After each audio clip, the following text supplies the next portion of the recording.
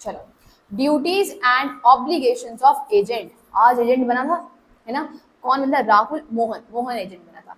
तो उसकी क्या रिस्पॉन्सिबिलिटी है? ड्यूटी टू फॉलो इंस्ट्रक्शंस और कस्टम। कह रहा है राहुल, ये एक राहुल था,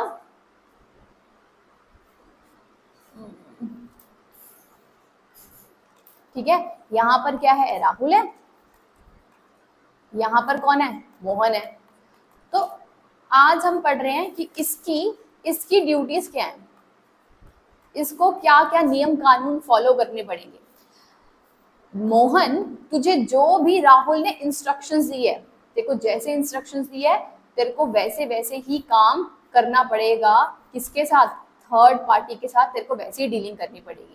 जैसे राहुल ने बोला मोहन को कि तुझे क्रेडिट पर कोई भी सेल नहीं करनी है, तुझे क्रेडिट पर कोई सेल नहीं करनी है।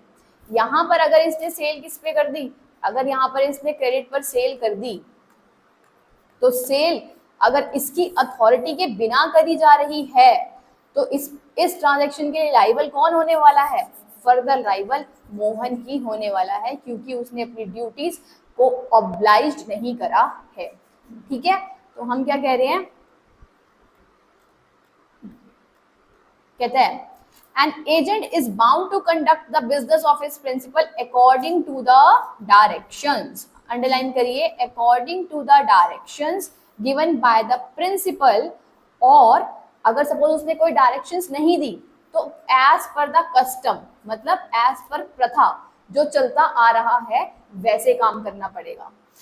which prevail in doing the business same kind conduct when the agent acts otherwise, any loss sustained by the principal he must indemnify him, if any profit accrue he must account for it। वो कह रहा है अगर कुछ भी नुकसान हो गया, अगर राहुल मोहन ने काम कैसे करा था? अपनी अथॉरिटी के बिना, उसकी डायरेक्शंस को बिना फॉलो किया था, तो प्रिंसिपल को जो भी नुकसान हो जाएगा उसकी भरपाई कौन करने वाला है? एजेंट को करनी पड़ेगी। ठीक है? And if any profit accrue he must account for it. अगर प्रॉफिट है तो वो यहाँ पर ले सकता है, कौन? प्रिंसिपल। और लॉस के केस में क्या हो जाएगा? एजेंट को भरना पड़ेगा। हमने बोला राहुल ने बोला मोहन को कि ना एक काम कर, तू जो गुड्स बेच रहा है ना, ठीक है, ये है राहुल, ये है मोहन, थर्ड पार्टी नहीं है ये। ठीक है? राहुल कह रहा है मोहन को कि ना तू एक काम कर, तू जो ये गुड्स सोल्ड कर रहा है ना, पक्का पक्का से ना ये जो थर्ड पार्टी है ना, सी नाम की थर्ड पार्टी है, इससे ना 1 महीने के अंदर अंदर पेमेंट ले लियो, 1 महीने के अंदर अंदर पेमेंट ले लियो। इसने क्या करा? इस बात को फॉलो नहीं करा और सी 1 महीने बाद इंसॉल्वेंट हो गया, उससे पैसा ही रिकवर नहीं कर पा रहे हैं हम। तो ये क्या बोल रहा है? प्रिंसिपल क्या बोल रहा है मोहन को? भाई तेरे को बोला था ना 1 महीने में पेमेंट लेनी थी सी से, है ना? क्यों? क्योंकि उसके बाद उसको पता चल रहा था कि सी फर्दर पेमेंट नहीं कर पाएगा। आज उसके पास 1-2 महीने बाद इतना कैपेसिटी नहीं है पेमेंट करने का, तो तुझे 1 महीने के अंदर ही पेमेंट निकलवानी थी। अब तू नहीं निकलवाया पाया, तूने मेरी इंस्ट्रक्शन फॉलो नहीं करी, तो अब जो भी लॉस होगा उसका हर्जाना इंडेप्टीफाई किसको करना पड़ जाएगा? मोहन को करना पड़ जाएगा। ठीक है? चलो नेक्स्ट क्या कहता है? Duty to reasonable care and skill. भाई जो भी काम कर रहा है ना, अपनी स्किल्स के हिसाब से रीजनेबल केयर, ध्यान पूर्वक करना पड़ेगा तुझे।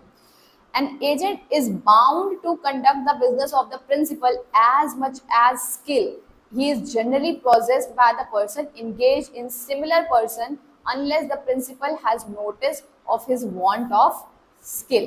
कह रहा है भाई जो सारा काम रीजनेबल केयर से करना है, तू कुछ भी ना नजरअंदाज नहीं कर सकता या कुछ भी तू नेग्लेक्ट नहीं कर सकता, ध्यान पूर्वक से तुझे काम करना पड़ेगा। The agent is always bound to act the agent is always bound to act reasonable diligence and to use such skill as he possesses and to make compensation to his principal in respect of direct consequences of his own neglect for the want of skill and misconduct, but not in respect of loss or damage which are indirectly or remotely caused by,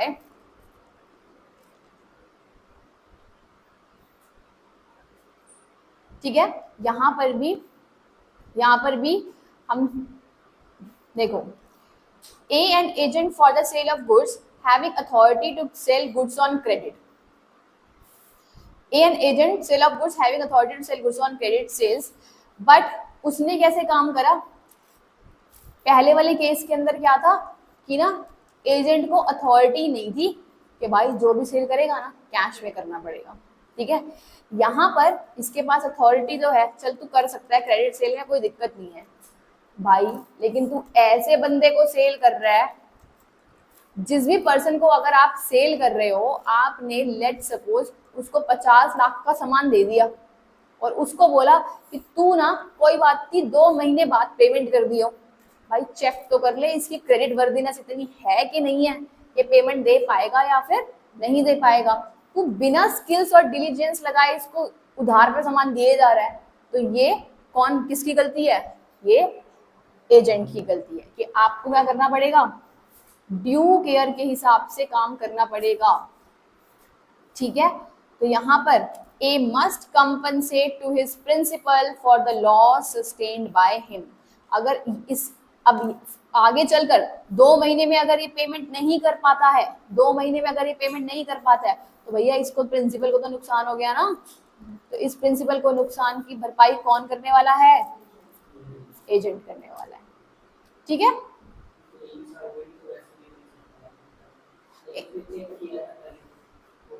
अगर check, हाँ अगर उसने पहले check करा उसकी credit worthiness ठीक थी तो अब तब तो कुछ नहीं कर सकता ना। अगर फ्यूचर में अगर ये पेमेंट नहीं कर पा रहा तो प्रिंसिपल ही लाइबल रहेगा।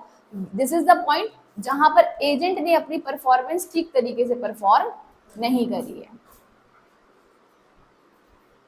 नेक्स्ट क्या कह रहा है? Duty to render proper accounts. भाई सारे के सारे अकाउंट्स, एजेंट तुझे सारा बही खाता किसको दिखाना पड़ेगा? प्रिंसिपल को दिखाना पड़ेगा कि तू कैसे काम काज कर रहा है, ठीक है। And agent is bound to render proper accounts to principal on his demand. Rendering account does not mean showing the account, but accounts are properly supported by vouchers, है ना। ऐसा नहीं 2 लाख का ट्रांजेक्शन किया, 2 लाख का सामान परचेज कराया, भैया तुझे उसके रिगार्डिंग बिल्स वगैरह सब कुछ प्रेजेंट करने पड़ेंगे, ठीक है। चलो नेक्स्ट कह रहा है agent's duty to communicate with the principal. भाई तू कहीं समस्या में अटक गया, ठीक है, तू तो एजेंट है, अपने प्रिंसिपल के इशारे पे काम कर रहा है, बट अगर तुझे ऐसी कुछ डिफिकल्टी आ रही है, तुझे समझ नहीं आ रहा क्या करूं, तो पूछना, प्रिंसिपल से पूछ कैसे काम करना है। So it is the duty of an agent in case of difficulty to use all reasonable diligence in communicating with his principal and obtain his instructions. Next क्या कह रहा है? इंपॉर्टेंट कह रहे duty not to deal on his own account. हुआ क्या? ये है प्रिंसिपल, ये है एजेंट, ठीक है। अब प्रिंसिपल एजेंट को कह रहा है, एजेंट किसके इशारे पे काम कर रहा है? प्रिंसिपल के। किसके बिहाफ पर गुड सेल कर रहा है? प्रिंसिपल के लिए कर रहा है। कह रहा भैया तू अपने लिए ऐसा, तेरे को बोला कि तू सी को सोल्ड कर दे, तू थर्ड पार्टी को कुछ सामान बेच कर आ जा, ठीक है, बट तूने जो भी प्रोसीड्स ली वो तूने अपने अकाउंट में मंगा ली। तूने प्रिंसिपल को बोला कि मैंने ना 50 लाख की सेल कर दी, ठीक है, या 5 लाख की चलो सेल कर दी, और तूने इससे पैसे रिकवर कर लिए 7 लाख रुपीस, वो भी अपने अकाउंट में रिकवर कर लिए। तो अगर इस बात का इंफॉर्मेशन प्रिंसिपल को पड़ जाता है तो प्रिंसिपल तुरंत उस एक्ट को क्या, उस ट्रांजैक्शंस को क्या कर देगा? अपने कॉन्ट्रैक्ट को रेपुडिएट कर सकता है, उस कॉन्ट्रैक्ट को तोड़ सकता है। इसने क्या करा? धोखाधड़ी कर दी ना भाई, तू अपने अकाउंट में काम नहीं कर सकता। एजेंट तेरी ड्यूटी है कि तू अपने अकाउंट्स के अंदर ना तो कोई बेनिफिट्स ले सकता है और ना ही अपने अकाउंट से काम करेगा। क्यों? क्योंकि प्रिंसिपल एजेंट के रिलेशन में हु इज, जिसके बिहाफ पे काम हो रहा है, प्रिंसिपल के बिहाफ पे, तो प्रिंसिपल इस कॉन्ट्रैक्ट को रेपुडिएट कर सकता है और कोई भी बेनिफिट, ये 2 लाख का बेनिफिट जो इसको एक्रू हुआ, किसको? एजेंट को, वो क्या कर सकता है? उससे लेने के लिए भी एक्ट कर सकता है, क्लेम कर सकता है। तो क्या कह रहा है, agent should not deal on his own account without first obtaining the consent from the principal, otherwise the principal may repudiate the transaction and claim from agent any benefit which may have resulted him from this transaction। बात समझ में आया? तो repudiate भी कर सकता है और क्लेम भी करेगा। अंडरलाइन करिए, हाईलाइट करिए। तो हमारे पास ड्यूटी, नेक्स्ट ड्यूटी क्या है? Duty not to make the secret profit. भाई तू छुप छुपा के कुछ भी काम करने में लगा हुआ है। जैसे अभी बताया, उसने बेनिफिट ले लिया, 5 लाख की सेल थी, 7 लाख बता के 2 लाख का बेनिफिट ले लिया। नहीं कर सकता। तुझे काम हमेशा कैसे करना है? फिड्यूशरी नेचर में, मतलब विश्वसनीय मैनर में करना पड़ेगा, गुड फेथ में काम करना पड़ेगा। एजेंसी के केस में फिड्यूशरी और गुड फेथ में काम करना पड़ेगा। तू सीक्रेट प्रॉफिट मतलब ऐसे प्रॉफिट जिसके बारे में किसको नहीं पता, पता ही नहीं है, ऐसे नहीं कमा सकता। ठीक है, नेक्स्ट पढ़ के आए थे, सब एजेंट नहीं लॉफुल नहीं है, नहीं है ना सब एजेंट। तो यही बोल रहा है, अरे भैया एजेंट तेरे को फर्दर डेलीगेट नहीं करनी अपनी चीजें, ठीक है? Duty not to delegate because it is not lawful, cannot lawfully employs। जब तक कि जो हमने केसेस पढ़े थे ना, उसका एक्सेप्शंस लिख रखा है। अगर कस्टम में है, नेचर ऑफ एजेंसी ऐसी है, तो आप कर सकते हो, बट यूं तो आप सब एजेंट को अपॉइंट नहीं कर सकते हो। एजेंट की ड्यूटी, जितना भी पैसा तेरे को रिसीव हो रहा है अपनी ट्रांजेक्शन से, भैया सारा का सारा किसको देना है? और उसको खुद को क्या मिलेगा? कमीशन। एजेंट तू कमीशन मिलेगी तेरे को। तूने 5 लाख की सेल करी तो जितना पैसा भी मिला सारा का सारा पैसा किसको दे देना है? दे देना है। The agent is bound to pay to his principal all sums received in his account। Duty not to use any confidential information received in the course of agency। भैया कोई भी इंफॉर्मेशन जो तुझे रिसीव हुई है उसका यूज तुझे नहीं करना है। ये क्या क्या है? ये हाँ ड्यूटीज हैं कि तुझे ये काम करना पड़ेगा। पहला पॉइंट क्या कहता है? पहला कहता है तुझे फॉलो करनी पड़ेंगे इंस्ट्रक्शंस। क्या करना पड़ेगा? डायरेक्शंस। जो भी प्रिंसिपल दे रहा है उसी के हिसाब से तुझे काम करना पड़ेगा। नहीं किया तो तुझे लॉस का इंडेमनिफिकेशन करना पड़ेगा। ठीक है, नेक्स्ट क्या कहता है? तुझे स्किल्स के हिसाब से काम करना है, रीजनेबल केयर से काम करना है। ये नहीं भैया सबको सामान बेचे जा रहा है, तुझे पता ही नहीं है कि किसको बेच रहा है किसको नहीं बेच रहा, क्रेडिट वर्दिनेस कैसी है, और इस केस में अगर कुछ भी लॉस हो गया तो क्या करेंगे?